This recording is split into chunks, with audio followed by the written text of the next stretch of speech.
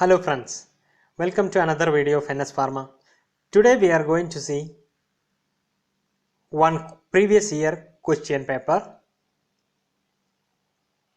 of Pharmacist grade 2 exam.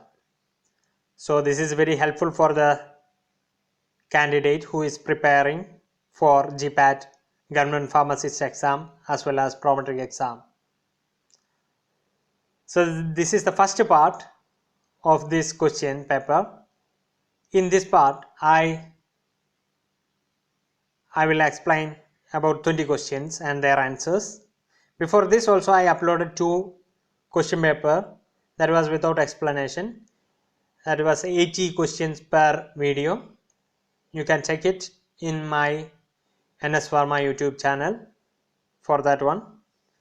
So in this we will see 20 questions with explanation. Without wasting time, we can start now. The first question, that was question number 21, because according to the previous syllabus, the first 20 questions was from the general knowledge.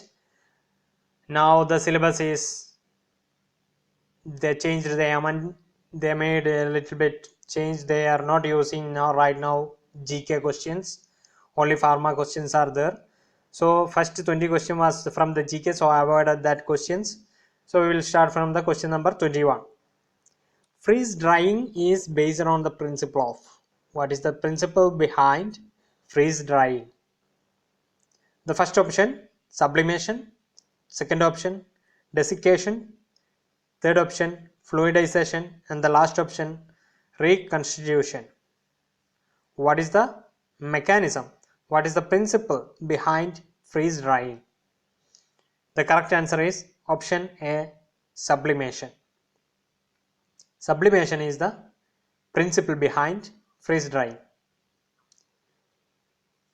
We know that freeze drying is also known as lyophilization or cryodesiccation.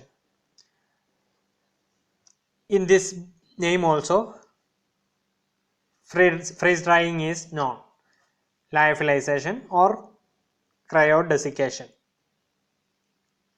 Actually, in this freeze drying, it's a low temperature dehydration process. It's a dehydration process at low temperature that involves freezing the product. First of all, in the freeze drying, the product get frozen. Then the pressure will lower. Then they remove this ice by sublimation. Okay, the process involves freezing the product, then lowering the pressure, then removing the ice by sublimation. Here you can see the principle behind the freeze drying or lyophilization is sublimation. We are moving to next question. Question number 22. Molecules whose mirror images are non-superimposable are called. Molecules whose mirror images are non-superimposable are called. Option A, stereoisomers. Option B, geometric isomers. Option C, conformation. And option D, enantiomers. Molecules whose mirror images are non-superimposable. The correct answer is enantiomers. Enantiomers are molecules whose mirror images are non-superimposable. We will see. What is stereoisomerism? Stereoisomers. Molecules in this stereoisomers, they have same molecular formula. The molecules have the same molecular formula and their sequence of bond of atom, but they are differing three-dimensional orientation of their atom in the space.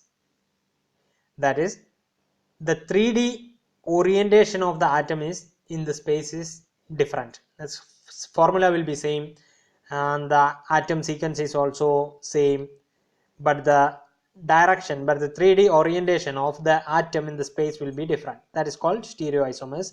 There are 2 types. Mainly stereoisomers are 2 types. They are classified, and first one, optical isomers or enantiomers. The first one, enantiomers. They are molecules whose mirror images are non-superimposable. That was the question. Okay, non-superimposable mirror images, that's enantiomers. The second type of stereoisomers are diastereomers. Diastereomer, they are the stereoisomer, they have no relation with the reflection, that's mirror image, there is no relation, but they are not mirror images of each other. These include mesocompound, cis-trans isomers, Z isomers, etc. That's and non-enantiomeric optical isomers also.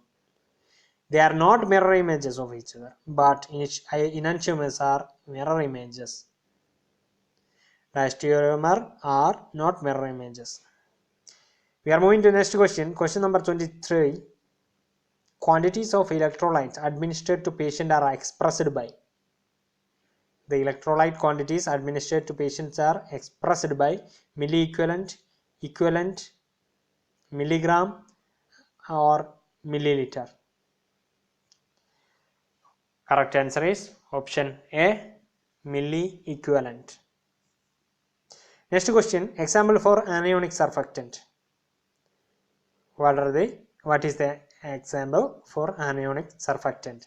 Option A, glycine. Option B, sodium dodecyl sulfate. Option C, trialkyl ammonium. And last option, polyethylene glycol. This is a repeated question always in the pharmacist exam. This is coming. What is the example for anionic surfactant, or which of the following is an anionic surfactant? There will be, in option normally there will be docosate. Here it is sodium dodecyl sulfate. Correct answer is option B. Next question, which among the following is a prodrug? Which among the following is a prodrug? I think everyone knows that prodrug. What is prodrug? So the option A is morphine, option B ampicillin, option C acyclovir, then last option ibuprofen. Which of the following is a prodrug? Correct answer is option C, acyclovir. Acyclovir is a prodrug. Acyclovir is converted to acyclovir triphosphate. After that they will inhibit herpes virus DNA polymerase competitively. Okay, they are converted to acyclovir triphosphate. Then only they are not directly acting. They are, first of all, they are converting into acyclovir triphosphate. This acyclovir triphosphate inhibits herpes virus. Next question. Question number 26. What is the percentage strength of 1:5000 solution? Percentage strength of 1:5000 solution. Option A 0.2%, option B 2%, option C 0.002%, and last option 0.02%. After this, what is the percentage strength of 1:5000 solution? The correct answer is option D, 0.02%. We will see how to calculate this one. First of all, in the question, it's they mentioned 1:5000 solution. That means 1/5 into 100%. 1/5000 into 100%. That is 1/50%. That is 0.02%. That's the option. That was option D. Correct answer. Next question. Before that, if you have any doubt regarding these questions and their answer, how it's come, please you can write in the comment section, and I will try to give the answer for that question. Okay, we are moving to next question. Question number 27. Articles published in journals are called. Articles published in journals are called. Option A, secondary sources. Option B, tertiary sources. Option C, primary sources, and the last option, reference work. The articles, they are example of primary source or secondary source or tertiary source or reference work. The correct answer is option C, primary source. Articles are coming in the category of primary source. So primary sources, what are the primary sources? They provide raw information.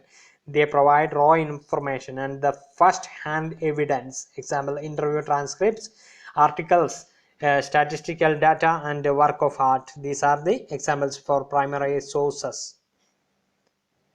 Secondary sources, they are interpret or analyze information obtained from the other sources, that is mainly primary sources.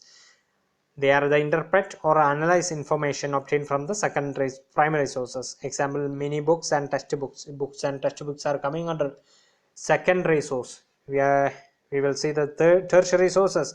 They are summarized, mostly secondary sources. They are the just summarization of the secondary sources. Example again, textbook. So sometimes considered as a secondary source. Sometimes it is considered as tertiary source. Textbook are considered as secondary as well as tertiary source. Dictionaries and encyclopedias as well as manuals, guidebooks, dictionaries, indexes, bibliographies are coming under tertiary sources. The primary sources are interview transcript, article, statistical data, and the work of art. Secondary sources, book and textbooks. We will move to next question. Question number 28. The coloring matter in capsicum. What is the coloring agent? Use coloring agent in the capsicum. How is getting that color? The capsicum. The correct option A, capsaicin. Option B, capsaicin. Option C, capsanthin. And the last option, capsaicin. Out of this, which one causes this color of capsicum? The correct answer is option C, capsanthin. Capsanthin is the reason behind the coloring in capsicum. Here you can see paprika, that's synonym of capsicum, paprika. The origin, that's biological source, is capsicum and belongs to family Solanaceae. Their active constituent, you can see here, the capsanthin and capsorubin are the main compound responsible for the red color of the dye. The main responsible chemical constituent for the red color is capsanthin as well as capsorubin. In the option it was capsanthin, so we select the correct answer, capsanthin. We will move to next question. Question number 29. Mechanism by which microorganisms are killed in autoclaving. What is the mechanism in autoclaving? The autoclaving. Correct options are alkylation of the essential cellular metabolites. Second option, conjugation of the cellular protein of the microorganism, and the third option, oxidation. The last option, precipitation. What is the mechanism by which microorganisms are killed in autoclaving? The correct answer is option B, coagulation of the cellular protein of microorganism. Through autoclaving, coagulation take place. Coagulation of the cellular protein of the microorganism take place, and that's the reason why microorganisms are killed in autoclaving. Next question, the 30th question. An anti-retrovirus drug, Zidovudine, acts by which mechanism? What is the mechanism behind the Zidovudine action? Protease inhibitor, non-nucleoside reverse transcriptase inhibitor, NRTA. NNRTA. Okay, not NRTA, NNRTA. Then DNA polymerase inhibition, then nucleoside reverse transcriptase inhibitor, that is NRTA. What is the mechanism of Zidovudine? Out of this, which one is the mechanism for Zidovudine action? The correct answer is option D, nucleoside reverse transcriptase inhibitor, that is NRTA action is the main reason behind Zidovudine action. Here you can see Zidovudine is inhibit this transcription, that is from the single stranded viral RNA, they are not coming double stranded viral DNA. By Zidovudine triphosphate, they inhibit reverse transcriptase enzyme. Next question, question number 31. Which among the following is the chemical test used to identify C glycoside?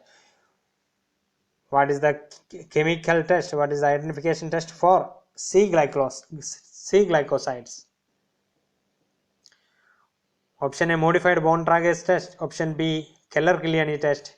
Option C, Borntrager test. And option D, Murex test. Out of this, Which one is the identification test for C glycoside? The correct answer is option A, modified Borntrager test. Here in this Muric test is used for the identification test for purine alkaloids. Borntrager is used for the anthraquinone glycoside, and Calamine is used for the cardiac glycoside, and modified Borntrager is using for the identification of C glycoside. We will study some Borntrager test employed for the presence of anthraquinones, and modified Borntrager test some C glycoside, that's mainly aloine and barbaloine, do not undergo hydrolysis using only acids or bases. They will not undergo hydrolysis using acids or bases. Their hydrolysis may be caused by using ferric chloride and HCl. That's why modified Borntrager test. In normal Borntrager test, in place of ferric chloride and hydrochloric acid, they are using for the hydrolysis sulfuric acid. Sulfuric acid using for the hydrolysis. But in the modified Borntrager test, ferric chloride and hydrochloric acid is using for the hydrolysis. Calamine test. In Calamine test, glycoside is dissolved in a mixture of 1% ferric sulfate solution in glacial acetic acid. Then add 1 or 2 drops of concentrated sulfuric acid to that mixture. A blue color develops due to the presence of deoxy sugar. Glycoside, first of all, glycoside is dissolved in the ferric sulfate solution in glacial acetic acid. Then 2 to 3 drops or 1 to 2 drops of concentrated sulfuric acid is added. A blue color develops. That's Calamine test. Here in this, you can see Borntrager and how modified Borntrager test is conducting. Extract is treated with the sulfuric acid in Borntrager test, but the modified Borntrager test, that is especially for the C glycoside, they are not getting hydrolyzed by the sulfuric acid, so they are treated with the ferric chloride as well as the hydrochloric acid in the modified Borntrager test. After that, once it is hydrolyzed, for the hydrolysis, the mixture is again boiled and filtered. In the both cases, then to cold filtrate, then they separate the organic layer. Again they add ammonia, they will add ammonia, then this ammonia layer turns pinkish red color. That is the Borntrager and modified Borntrager test. Only the first step is differs, that is for the hydrolysis. In Borntrager test, sulfuric acid is using, while in modified Borntrager test, ferric chloride and dilute hydrochloric acid is using in the place of sulfuric acid. All the others are same. Borntrager is using for the identification of anthraquinone glycoside, while modified Borntrager test is using for the identification of C glycoside. Next question number 32. Before going to this, if you didn't subscribe my channel until now, right now itself click the subscribe button as well as the bell button, so that you will get the notification whenever I upload new videos. The question number 32, eugenol is present in option A ginger, option B cardamom, option C tulasi, option D fennel. Ginger, cardamom, tulasi, fennel. Eugenol is present in. Correct answer option C tulasi. Option C. So the correct answer is tulasi. Eugenol is present in tulasi. Eugenol, the drugs. This eugenol is present in clove, cinnamon, tulasi, vanilla, bay leaf, and nutmeg. Eugenol is present in all these things, because this eugenol sometimes it's repeatedly asking in the question paper. Eugenol is present in which plant? So this is repeatedly coming. That's why I thought it's better to make one list. That's eugenol containing sources. One is clove, cinnamon, tulasi, vanilla, bay leaf, nutmeg. You can use this trick for this for studying this one. Big nut CCTV. B for bay leaf, nut for nutmeg, C for clove, and C for cinnamon, then T for tulasi, V for vanilla. Okay, we are moving to next slide. Question number 33. One grain is option A 15 milligram, option B 60 milligram, option C 15 gram, option D 450 milligram. This one you have to study. That's correct answer is option B 60 milligram. One grain is almost equal to 60 milligram. Next question, question number 34. An example for drying oil. An example for drying oil. Olive oil, sesame oil, arachis oil, and linseed oil. What is an out of this? Which is a drying oil? The correct answer is option D, linseed oil. Linseed oil is a drying oil. We will see the what is the drying oil. A drying oil is an oil that hardens to a tough solid film after a period of exposure to air. Whenever this oil is exposed to air, it will become a tough solid film. That is a drying oil. Linseed oil is a drying oil. Next question, question number 35. That is 15th question. Formula used for calculating retail price. Formula used for the calculating retail price of a drug. Option A. This is option A. The next option, third, the last option. Out of this, which is the formula used for calculating retail price? Here RP represent retail price, MC represent material cost, PM represent packing material cost, PC represent packing charges, ED represent excise duty. Yeah, the correct answer is option B. This one you had to study. You had to add it all. There is no subtraction. So everything you had to add it. Okay. Option B is the correct answer. The next question, question number 36. Most abundant antibody found in the serum. Which antibody is in abundant in the serum? IgG or IgA, IgM, IgE, IgD. Out of this, which one?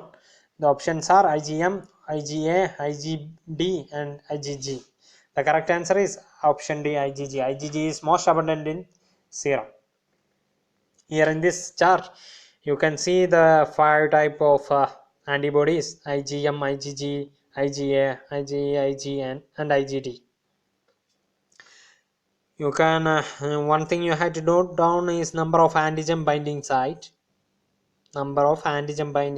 This one you had to note it down for each one, because in normally in this question paper there is a one question from antibody that may be related to this one, or like vaccines. Out of this, one question will be there, antibody or vaccines, or sometimes it's repeating, means it's coming both vaccines as well as antibody. So you will get a 2 mark. Okay, this one you have to study very well. Number of antigen binding site is important. Here you can see in the case of IgM there are 10, IgG 2, and IgA 4, like that. Just in the chart you just check it and learn it, study it. Then next one is crosses placenta. You can see here only IgG crosses placenta. That is very important. And the percentage of total antibody in the serum, you can see here IgG contain 80% of the antibody is IgG. That was the question. And the least one is IgE, that's for allergy and antibody against allergy, IgE. Crosses placenta is very important. Okay, so we will move to next slide. Question number 37. Antibody containing preparations are commonly known as. Antitoxins, vaccines, toxoids, polyvalent vaccine. So the questions in the same part, it's came again. The answer is antitoxin, option A. Antibody containing preparations are commonly known as antitoxins. Next question, Calamine lotion. Calamine I.P is option A zinc oxide with ferric oxide, option B basic zinc carbonate, and option C zinc carbonate with ferric oxide, option D calcium oxide with ferric oxide. Out of this, what is Calamine I.P? The correct answer is option A zinc oxide with ferric oxide. Zinc oxide with ferric oxide is Calamine I.P. Next question, Latin term SOS means take alternative days, take immediately, take as directed, take when necessary. SOS means take when necessary. Option D is the correct answer. Take when necessary. SOS. The last question of this video, as per the IP, store in a cool place means store in a cool place. Store in a cool place is also there, store in a cold place is also there. Both are different. Cool and cold, you had to note it down. Cool and cold is different. So when the question came, store in a cool place. Store in a cool place means option A store at a room temperature, option B store in a refrigerator, option C store between 8 degree to 25 degree, and option D is store between 2 degree to 8 degree. The correct answer is option C, store between 8 degree to 25 degree. That is store in a cool place. Thank you for watching this video, and if you didn't subscribe my channel until now, right now itself subscribe the channel and you will get the notification, and press the bell button so that you will get the notification whenever I upload new videos. Thank you for watching.